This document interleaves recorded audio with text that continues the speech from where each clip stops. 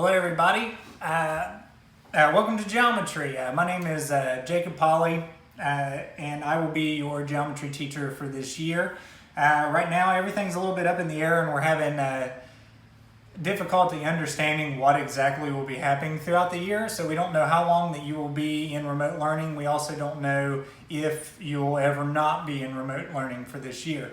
However, we have prepared ourselves for the remote learning and I'm going to be helping you navigate Google Classroom, which is what you'll be using to turn in your assignments and also to get your content. I'm hoping that these videos will help you. If not, we'll be talking about how to contact me if you have any questions. Let's go ahead and get started with Google Classroom. So as you can see right here, this is the few classes that I have on here. So you will kind of have a similar window that'll tell you which classroom that you need to be going to. For me, you will be under Polly's Geometry. And right now it says 0 students. I will have students by the time this is, I'm recording this video before the year has started, so I haven't gotten you in there yet. Also, it might be a little bit more polished. Anyways, so I'm going to go ahead and click on Polly's Geometry class, this one you'll be going to. We've got a nice little welcome post for you there. Welcome to Geometry. This year's going to be difficult for everybody. So what I'm meaning right here is by the majority of your classwork or your assignments will be in the classwork tab. There should be a tab at the top of your screen. For me, it's at the bottom saying classwork, and that's where all of your assignments will be going through. Okay, so first off, let's go ahead and get to the syllabus. So right there where it said attached to this post is your syllabus. Hopefully that's self-explanatory. And I've got an attachment which is your syllabus. So let's go ahead and open. It's your typical syllabus. So up at the top here, it kind of defines the classroom for you and what exactly the syllabus is for. So I've got my email on there. There's going to be easier ways for you to get a contact with me, like on your Chromebook, because my email will already be it'll already be loaded to where whenever you just type Polly, it'll come up and it'll fill in the rest of it for you. But if you're ever stuck somewhere and you need, for some reason, to get a hold of me, or if your parents need to get a hold of parents or guardians will be needing to get a hold of me, that will be my email address. As the year goes on, if this becomes more difficult trying to get a hold of me, I may eventually end up giving my personal phone number so that we can get in touch a little bit easier. But for right now, I'm not going to be doing that. So the course description. In this class, you'll be learning many different concepts in mathematics. Since you are juniors, you'll be learning advanced geometry. So advanced geometry, that seems kind of ambiguous. So the reason why I labeled it as advanced geometry is because last year several of you have already taken geometry and some of you have not. So we're trying to one all cure all, get everybody their geometry course and make sure that there's new content for those of you who have already taken it.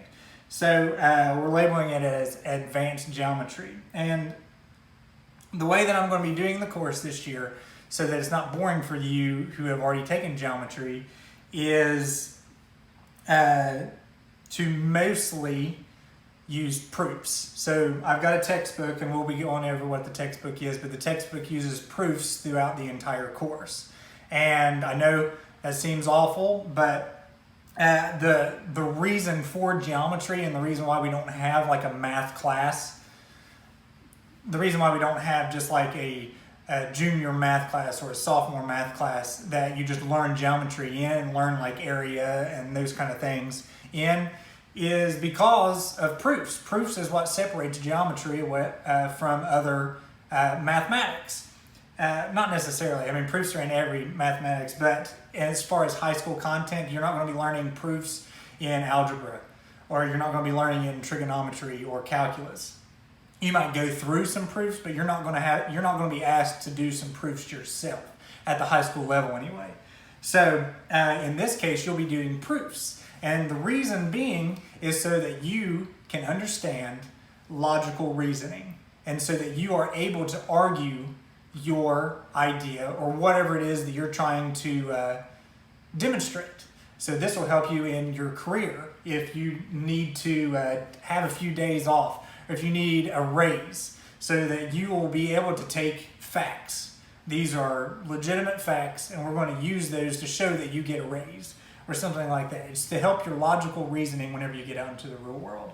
So that's what we're going to be doing this year. So even in whenever we get to law of cosines, law of sines, even in area, in circles, we'll be doing proofs throughout the entire course. And I'm not going to be pushing proofs like that you need to understand how to prove or something like that. If you have a proof that's different than mine, but your proof is correct, I'm going to use it. I will take it.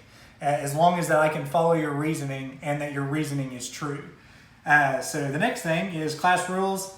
Class rules pretty much, there's not like a classroom, so how am I supposed to, enforce these rules whenever you're not in the classroom? I don't know, but if there is ever a time whenever you're in the classroom, these are what I expect. Expect you to respect each other, expect you to be prepared, no cell phones in class, and no cheating. Those are out of all the things that I tolerate, those are the things that I do not tolerate, is if you're not respecting each other, if you're not prepared, you don't have your cell phone, and no cheating.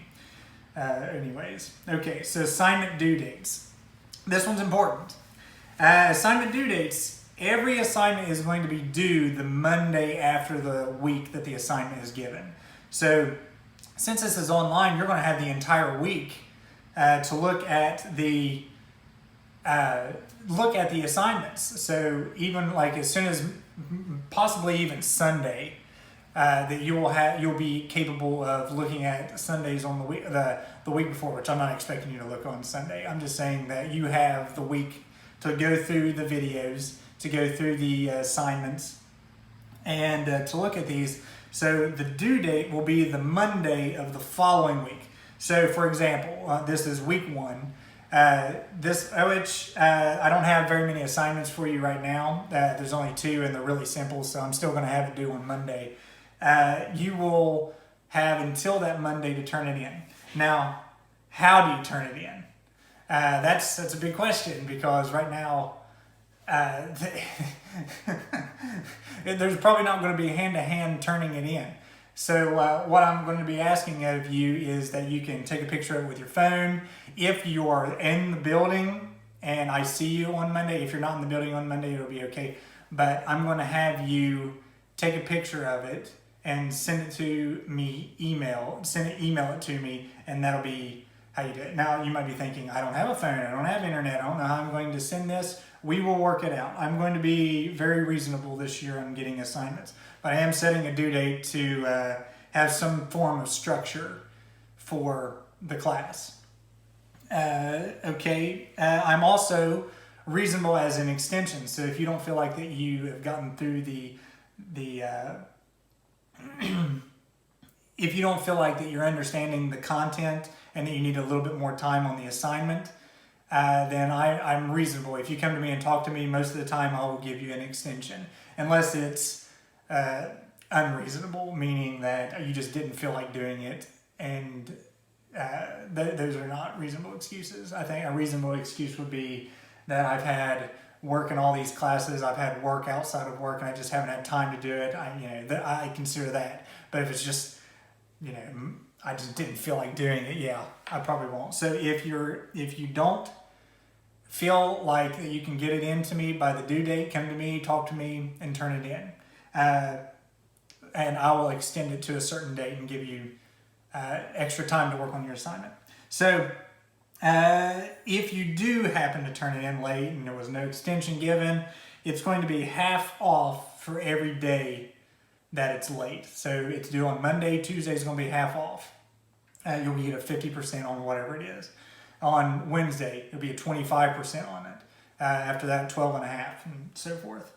I feel like that's pretty reasonable because I'm still giving you credit even though you're not turning an assignment in on time. So we'll move on to class supplies. The class supplies are pretty simple. I just need, honestly, these are just if you were in the classroom, but regardless, you need to have something to write on, and you need to have a writing utensil. That's pretty much it, because I'm not going to require notes this year. The notes are going to be pretty much whatever you need for yourself. If you need notes, because I mean, you're going to be able to go back and look at the lectures, because all my lectures are going to be posted on Classroom. So what I will need is some sort of thing to write on. It could be printer paper. It doesn't have to be college ruled or anything like that. Just something that you can write your answers on, and then from there, your answers will be written and then handed to me or sent to me, however you need to get it to me. I'm not going to be picky on how you turn it in. I just want you to turn it in. And that's about it for the supplies. Just something to write on and something to write with. Okay, so for the meat and bones, which is the content, there's going to be 15 chapters. And if you notice, like halfway through the year, we get to triangles. That's pretty well how it is too. We get to triangles. We'll be finishing up with triangles probably around Christmas time. And probably in your geometry class, you were already through triangles by the time that you made it there, just because of how the classroom is set up, and you're trying to learn the shapes and different properties of the shapes. Well, this year, since it's more proofs-based, we're going to be going into the more foundational definitions of what you will be needing to make these proofs. And the majority of your homework is going to be these proofs. So Geometry Beginnings talks about where geometry comes from, the purpose of geometry, and so forth, lines and angles, which you can read it. And then down at the bottom, the only thing that should be kind of ambiguous is solid geometry and coordinate geometry. Solid geometry is shapes that are in 3D, so a cube versus a square, or a sphere versus a circle. That's what solid geometry is. Coordinate geometry will be on a graph, like an XY graph. We may even do XYZ graph, because you know what solid geometry is. So that's three-dimensional, a more spacious graph compared to a flat graph. And that's about it. I'm looking forward to this year, as what it says on the syllabus anyway. So the next thing is I'm going to show you how to get to your classwork. So down here, for me, it's at the bottom. On your phone, it'll probably be on the bottom. But if you're using your Chromebook or a laptop, it'll be at the top. And it'll still say classwork. It's still classwork. So right now, it's week 1 introduction. The only assignment I have for you right now is introduce yourself.